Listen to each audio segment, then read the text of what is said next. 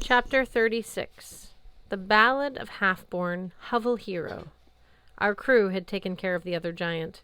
I could tell because of the badly hacked-up, decapitated giant body sprawling on the beach next to our dock. His head was nowhere to be seen. A few fishermen made their way around the corpse, holding their noses. Maybe they thought the giant was a dead whale. Samara stood grinning on the dock. "Welcome back, Magnus. We were getting worried." I tried to match her smile. "Nah, I'm fine." I explained what had happened with the crows and Satang. The hike to the ship had actually been pleasant, just me and Jack enjoying the meadows and the rural backroads of Norway. Along the way, goats and birds had made critical comments about my personal hygiene, but I couldn't blame them. I looked like I had trekked through half the country and rolled down the other half. "Kid!" Blitzen came running down the gangplank, Hearthstone right behind him. "I'm glad you're okay." "Oh, yikes!" Blitz stepped back hastily. "You smell like that dumpster on Park Street." "Thanks," I said. "That's the smell I was going for." I couldn't tell much about Blitz's condition since he wore his anti-sun netting, but he sounded cheerful enough. Hearthstone looked much better, like a solid day of sleep had taken the edge off of our experiences in Alfheim. The pink and green scarf Alex looped jauntily across his black leather lapels. "Stone was useful?" he signed. I thought about the pile of dead bodies we'd left in the valley. "We got the mead," I signed. "Couldn't have done it without the whetstone." Hearth nodded, apparently satisfied. "You do smell, though." "So I've been told." I gestured at the corpse of the giant. "What happened here?" "That," Sam said, her eyes twinkling, "was all Half-Born Gunderson." She yelled toward the deck of the ship. "Half-Born!" The berserker was having a heated conversation with TJ, Alex, and Mallory. He looked relieved to come to the railing. "Ah, here he is," Half-Born said. "Magnus, would you please explain to TJ that those thralls had to die? He's giving Mac a hard time about it." 3 things struck me about this. The nickname Mac had been officially adopted. Half-Born was defending Mallory Keene. And, oh, right. It figured that TJ, being son of a freed slave, might have a wee bit of a problem with us slaughtering 9 thralls. "They were slaves," TJ said, his voice heavy with anger. "I get what happened. I get the reasoning, but still, you guys killed them. You can't expect me to be okay with that." "They were Jotuns," Half-Born said. "They weren't even human." Blitz cleared his throat.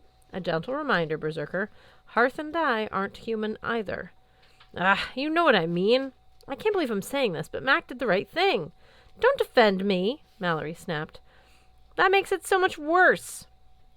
She faced Thomas Jefferson Jr.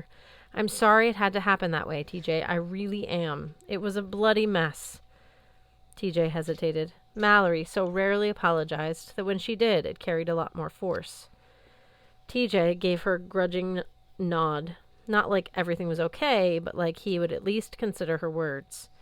He glared at Half-Born, but Mallory put her hand on the infantryman's shoulder. I remembered what Sam had said about TJ and Half-Born once being enemies.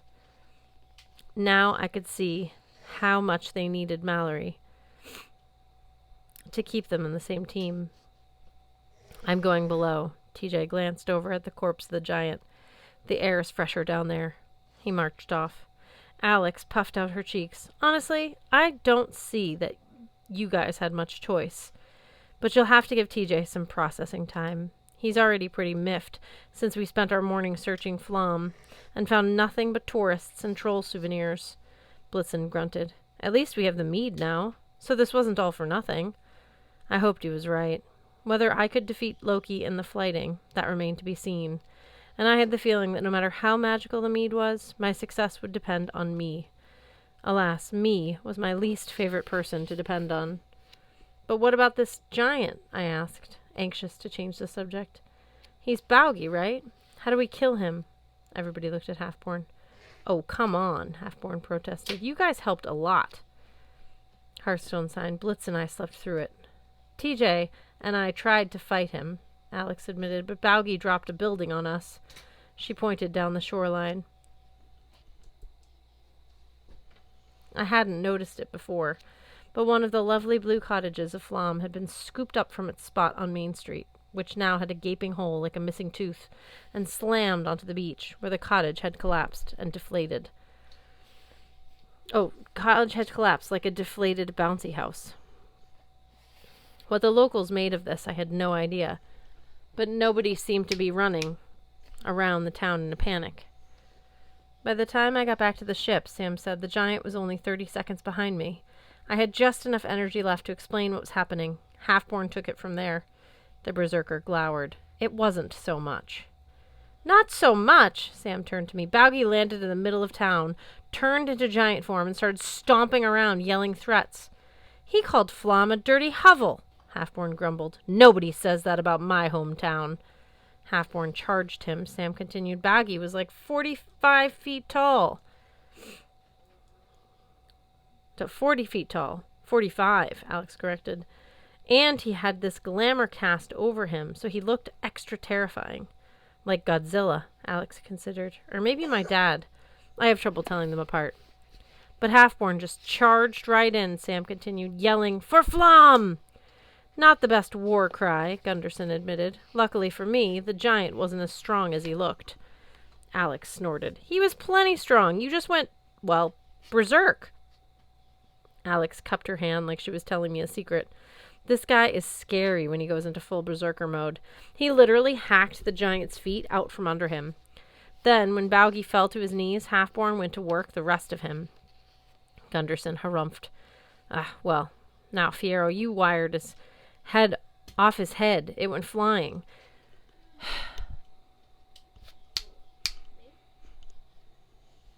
He gestured into the fjord. Somewhere out there. Baugi was almost dead by that point, Alex insisted. He was in the process of falling over. That's the only reason the head flew so far. Well, Halfborn said, he's dead. That's all that matters. Mallory spat over the side of the boat. And I missed the whole thing, because I was stuck inside the walnut. Yes, Halfborn muttered. Yes, you did. Was it my imagination, or did Halfborn sound disappointed that Mallory had missed his moment of glory? Once you're in the walnut, Mallory said, you can't get out until somebody lets you out. Sam didn't remember I was in there for like 20 minutes. Oh, come on, Sam said. It was more like 5. Felt longer. Halfborn nodded. I imagine time goes slower when you're inside a nut. Shut up, oaf, Mallory glowered. Halfborn grinned. So we're making sail, or what? Time's a-wastin'. The temperature dropped as we sailed into the sunset. Amidships, Sam did her evening prayer. Hearthstone and Blitzen sat at the prow, gazing in quiet awe at the fjord walls. Mallory went below to check on TJ and cook up some dinner. I stood at the rudder next to Halfborn Gunderson, listening to the sail ripple in the wind, and the magic oars swish through the water in perfect time. I'm fine, Halfborn said. I glanced over. His face was blue in the evening shadows, like he'd painted it for combat, as he sometimes did. You were going to ask if I was okay, he said. That's why you're standing here, right? I'm fine. Ah, good. I'll admit it was strange, walking through the streets of Flom, thinking about how I grew up there in a little hut with just my mom. Prettier place than I remembered. And I may have wondered what it would have happened if I had stayed there, gotten married, had a life. Right. And when Baugi insulted the place, I lost it. I wasn't expecting to have any, feelings about being home. Sure. It's not like I expect anybody to write a ballad about me saving my hometown. He tilted his head as if he could almost hear the melody. I'm glad to be out of that place again. I don't regret my choices when I was alive, even if I did leave my mom behind and never saw her again. Okay. And Mallory meeting her own mother, that didn't raise any particular emotions in me. I'm just glad Mac found out the truth, even if she did run off on a wild train ride without telling us and could have gotten herself killed and I never would have known what had happened to her. Oh, and you and Sam too, of course. Of course. Halfborn hit the rudder handle. Be cursed, that vixen. What was she thinking? The daughter of Frigg? Halfborn's laugh sounded a little hysterical. No wonder she's so... He waved his hand, making signs that could have meant almost anything. Exasperating? Fantastic? Angry? Food processor? I said. Halfborn patted my shoulder. Thanks, Magnus. I'm glad we had this talk. You're all right. For a healer. Appreciate it. Take the rudder, will you?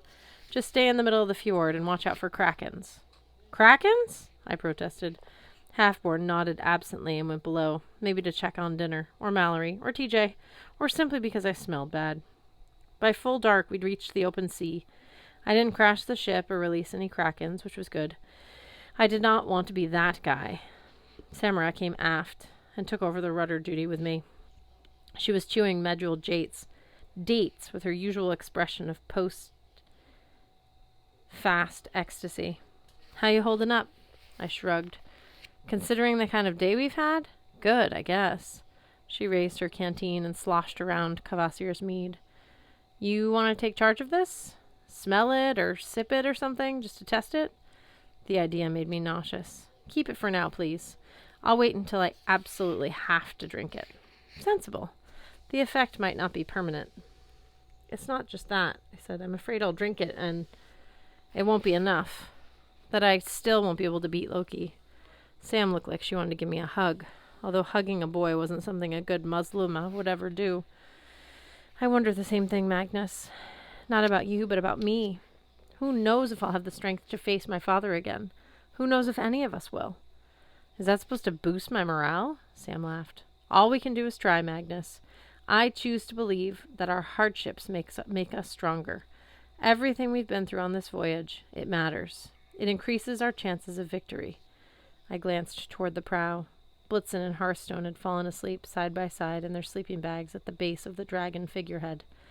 It seemed a strange place to sleep, given our adventure in Alfheim, but they both seemed at peace. I hope you're right, Sam, I said, because some of this has been pretty rough. Sam sighed as if letting go of the hunger, thirst, and curse words she'd kept while fasting. I know. I think the hardest thing we could ever do is see someone for who they really are. Our parents, our friends, ourselves. I wondered if she was thinking about Loki, or maybe herself. She could have been talking about any of us on the ship. None of us were free of our pasts. During the voyage, we'd looked into some pretty harsh mirrors. My moment at the mirror was yet to come. When I faced Loki, I was sure he'd delight in magnifying my every fault, stripping bare my every fear and weakness. If he could, he would reduce me to a sniveling grease spot. We had until tomorrow to reach Naglfar, Frigg had said, or the next day at the latest. I found myself wavering, almost wishing we would miss the deadline so I wouldn't have to face Loki one-on-one. But no, my friends were counting on me. For the sake of everybody I knew, everybody I didn't know, I had to delay Ragnarok as long as possible. I had to give Sam and Amir a chance at a normal life, and at Annabeth and Percy, and Percy's baby sister Estelle, they all deserved better than planetary destruction. I said goodnight to Sam, then spread my own sleeping bag out on the deck. I slept fitfully, dreaming of dragons and thralls, of falling down mountains and battling clay giants. Loki's laughter echoed in my ears. Over and over the deck turned into a gruesome patchwork of dead men's keratin, enfolding me in a disgusting toenail cocoon. "Good morning," said Blitzen, jolting me awake. The morning was bitter, cold, and steel gray. I sat up, breaking a sheet of ice that had formed on my sleeping bag. Off our starboard side, snow-capped mountains loomed, even taller than the fjords of Norway. All around us, the sea was a broken-up puzzle of ice blocks. The deck was completely glazed in frost, turning our bright yellow warship the color of weak lemonade. Blitzen was the only other person on deck. He was bundled up, but he wasn't wearing any sun protection, despite the fact that it was clearly daytime. That could only mean one thing. We're not in Midgard anymore, I guessed. Blitzen smiled wearily, no humor in his eyes. "We've been in Jotunheim for hours now, kid. The others are below, trying to stay warm. You, well, being a son of a summer god, you're more resistant to cold, but even you are going to start to have trouble soon. Judging how fast the temperature's dropping, we're getting close to the borders of Niflheim." I shivered instinctively. Niflheim, the primordial realm of ice, one of the few worlds I hadn't visited yet, and the one I wasn't anxious to explore. "How'll we know when we're there?" I asked. The ship lurched with a juddering noise that loosened my joints. I staggered to my feet. The big banana was dead in the water. The surface of the sea had turned to solid ice in every direction. "I'd say we're here," Blitz sighed. "Let's hope Hearthstone can summon some magical fire. Otherwise we're all going to freeze to death within the hour."